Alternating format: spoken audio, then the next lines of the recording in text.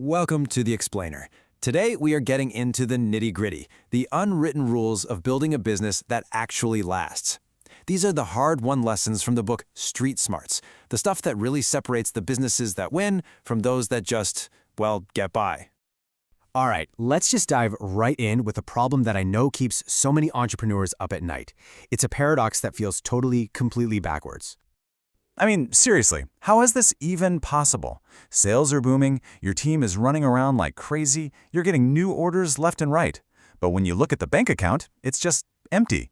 You feel incredibly busy, but you're not getting any wealthier. So what is going on here? Well, there's actually a name for this nightmare scenario. It's called growing broke.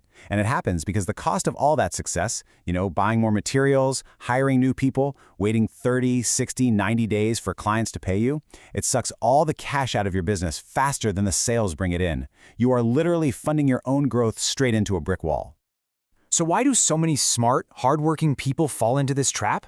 Well, it usually comes down to a clash of two very different ways of thinking. It's a battle between what you learn in a classroom versus what the real world demands. And you can see that difference right here. Book smarts often teach you to chase that big, sexy top-line revenue number. Growth at all cost, right? But street smarts, the stuff you learn in the trenches, that teaches you that revenue, on its own, can be a total vanity metric. It looks great, sure, but it doesn't pay the rent. The key to getting out of this growing broke trap isn't some crazy, complicated spreadsheet formula, thank goodness.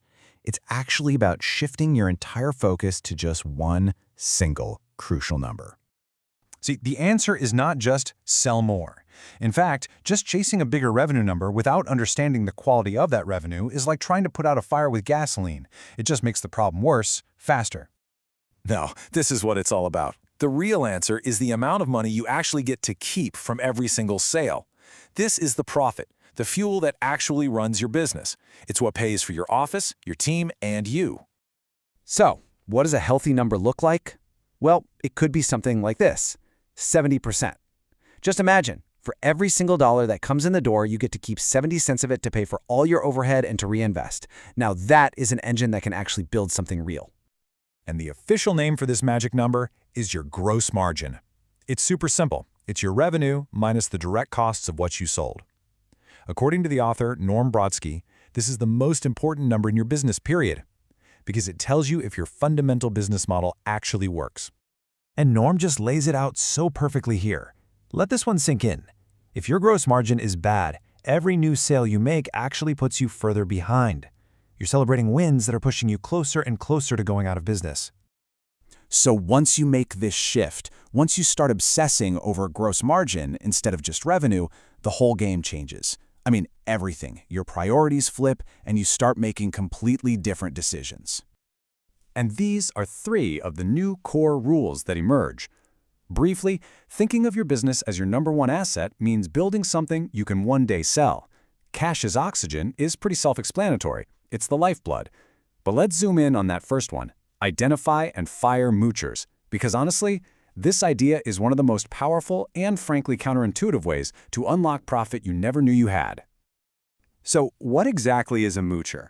This is not just the customer who pays late. A moocher is a client who looks good on paper. They pay their bills, but in reality, they are a black hole for your team's time and energy. They demand endless changes, they call it all hours, and they just suck the morale out of your company. And that's why you have to be able to tell the difference. A good customer is profitable, they respect you, and they build your business up.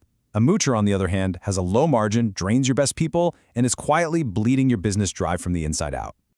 And hey, this isn't just some theory. Check out this case study. You've got a web design agency, right? Problem was, revenue was growing, but they had no cash. So they applied some street smarts. They actually calculated their gross margin for every single client, identified the biggest moocher, and they fired them. And the result? Yeah, their total revenue dropped a little. But their profits, their team's morale, it absolutely skyrocketed. They got smaller to get stronger. Now, firing a client sounds harsh, but this isn't about some big, dramatic confrontation. It's a strategic business decision, and it should be handled professionally. The process is straightforward. First, use your numbers to prove they're unprofitable. Second, create a clear, helpful transition plan for them. And third, have a respectful, professional conversation to end the partnership. Okay, this is all fantastic information, but how do you actually put it into practice? Let's make this real. Here is a simple, practical roadmap you can start on Monday morning. This breaks it all down. In your first 30 days, your only job is to see the truth. Get the real data. Know your cash position and your actual margin per customer. Then, in the second month, you start tuning the engine. You identify your worst 3 moochers, and maybe you test a small price increase. And then, by month 3, you're building for the future. You make a plan to professionally fire one of those moochers, and you start systemizing what works so well with your best clients. So look, if you only remember one thing from our time here today, please let it be this.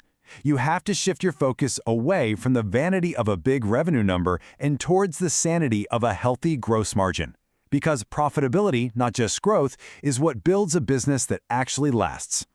And that leaves us with one final, very direct question. This isn't just for fun.